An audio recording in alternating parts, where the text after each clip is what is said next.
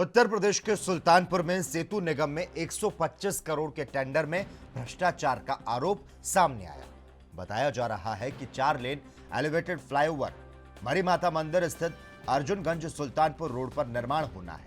लेकिन सेतु निगम में एनएचएआई नियमों को दरकिनार कर टेंडर की अवधि कम कर दी गई है। सेतु निगम में पहले पेपर में 45 दिन निर्धारित किए गए, लेकिन उसके बाद 21 दिन कर दिए गए और अब पेपर में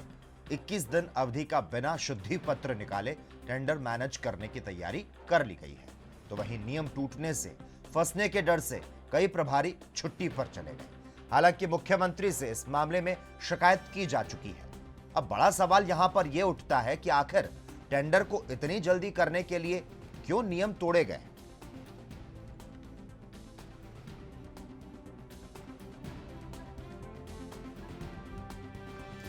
और इस खबर पर ज्यादा जानकारी देने के लिए हमारे साथ उत्तर प्रदेश के ब्यूरो चीफ अंकित श्रीवास्तव जी फोन लाइन पर जुड़ चुके हैं। अंकित श्रीवास्तव जी, उत्तर प्रदेश के सुल्तानपुर में सेतु निगम में 125 करोड़ के टेंडर में भ्रष्टाचार का जो आरोप है वो सामने आ रहा है। जानना चाहेंगे, सुल्तानपुर में सेतु निगम के जिम्मेदारों पर यहां पर सवाल उठ रहे हैं और बड़ा सवाल यह भी उठता है कि आखिर टेंडर को इतनी जल्दी करने के लिए क्यों नियम तोड़े गए।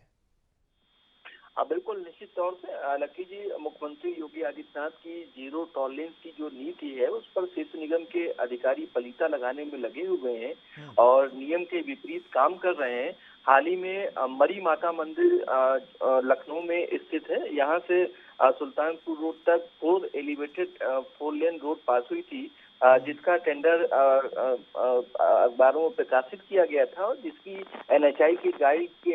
गाइडलाइन के मुताबिक 45 दिन अवधि होती है टेंडर की, लेकिन बिना शुद्धि पत्र जारी किए हुए टेंडर में 45 दिन का तो अखबारों में निकाल दिया गया, लेकिन इसके बाद वेबसाइट में मात्र 21 दिन का बिना पेपर में शुद्धि पत्र दिए टेंडर मैनेज करने के इरादे से एक बार फिर वेबसाइट में जारी कर दिया गया और एक तरह से ये कयास लगाए जा रहे हैं कि ये टेंडर पूरी तरह से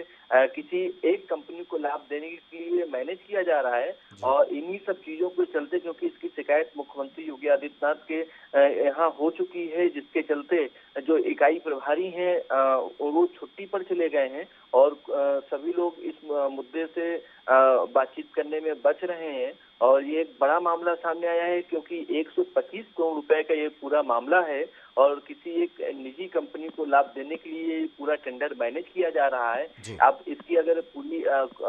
खुली जांच होती है तो निश्चित तौर से इसमें बड़े लोग भी फंसेंगे और इस तरह की ये बड़ा मामला सामने आया है कि एनएचएआई की गाइडलाइन के मुताबिक 45 दिन से कम अवधि 21 दिन का बिना पेपर में शुद्धि पत्र निकाले हुए वेबसाइट में टेंडर दे दिया गया है और एक तरह से टेक्निकल बिड भी खोली जा चुकी है। फाइनेंशियल बिड खोले जाने की पूरी तरह से कोशिश की जा रही है। तो इसके मुताबिक यही लग रहा है कि मुख्यमंत्री योगी आदित्यनाथ की जीरो टॉलरेंस की नीति के विपरीत सेतु निगम के अधिकारी काम कर रहे हैं और किसी एक निजी कंपनी को लाभ देने के लिए ये टेंडर मैनेज करने की दृष्टिकोण से ऐसा कार्य किया जा रहा है, जो कि दोषी जो भी अधिकारी होगा, निश्चित तौर से अगर मुख्यमंत्री योगी आदित्यनाथ इस पर जांच करने के आदेश देते हो तो निश्चित तौर से जो बड़े अधिकारी होंगे फंसेंगे, क्योंकि इकाई प्रमुख इस समय छुट्टी पर चले गए हैं। और इस विषय पर जिस तरह से आपने बताया कि निगम के अधिकारी जो है जहां उनको पहुंचकर प्रगति का जायजा लेना चाहिए, लेकिन जो कई प्रभारी वो तो छुट्टी पर चले गए। अगर धांधली का उजागर होना होता है तो क्या कुछ कार्रवाई हो सकती है? बिल्कुल निश्चित तौर से, और क्योंकि मुख्यमंत्री योगी आदित्यनाथ के यहाँ शिकायत हो चुकी है और एनएचएआई के गाइडलाइन के अनुसार अगर 100 करोड़ के ऊपर का कोई भी टेंडर होता है तो उसकी खुलने की तिथि 45 दिन होती है, जो कि न्यूनतम 45 दिन होती है। लेकिन बिना पेपर में शुद्धि पत्र दिए हुए मात्र 21 दिन की अवधि देकर ये टेंडर किसी एक कंपनी को लाभ देने के लिए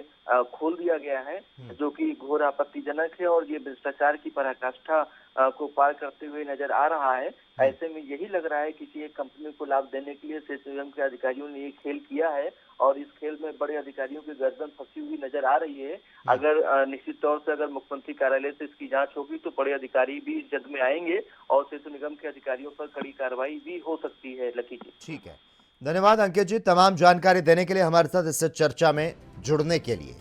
तो आपको बता दें, सेतु निगम 125 करोड़ के टेंडर में भ्रष्टाचार का यह आरोप सामने आया है।